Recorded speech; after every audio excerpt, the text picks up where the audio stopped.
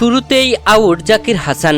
এটাই বাংলাদেশ অবিশ্বাস্য ক্যাচ ধরায় রিজওয়ানকে বুকে জড়িয়ে বাহবা দিলেন বাবর আজম। দর্শক, পাকিস্তানের বিপক্ষে বাংলাদেশ প্রথম টেস্টে খেলতে নেমে এখন ব্যাটিং করছে, যেখানে পাকিস্তান শুরুতে টসে হেরে ব্যাটিং পেয়ে প্রথম দিনে করেছিল 158 রান, 41 ওভার খেলে 4 উইকেট হারিয়ে। দ্বিতীয় দিনে এসে পাকিস্তান ব্যাট করতে নেমে মোহাম্মদ রিজওয়ান ও সাউথ শাকিলের দুর্দান্ত ব্যাটিং এ ভালো খেলতেছিল, যেখানে পরপর 2টি উইকেট পড়ে যায়। এরপরে 6 উইকেট পড়তে 448 রান করে ইনিংস ঘোষণা করে তারা, যেখানে মোহাম্মদ রিজওয়ান করেছিল 171 রান ও সাউথ শাকিল করেছিল 141 রান। বাংলাদেশ এই লিডে ব্যাট করতে নেমে দ্বিতীয় দিনের শেষ সেশনে 12 ওভার খেলে 27 রান করে কোনো উইকেট হারিয়েছিল না। তবে আজ তৃতীয় দিনে ব্যাটিং এসে বাংলাদেশ শুরুতেই উইকেট হারায়, যেখানে জাকির হাসান 12 রান করে প্যাভিলিয়নে ফেরেন। নাসিম শাহর বলে মোহাম্মদ রিজওয়ানের হাতে ক্যাচ আউট হয়ে মোহাম্মদ রিজওয়ান উইকেট কিপিং এ থেকে স্লিপে ধরা ক্যাচটি লাফিয়ে ক্যাচ ধরে নেন নিজেই।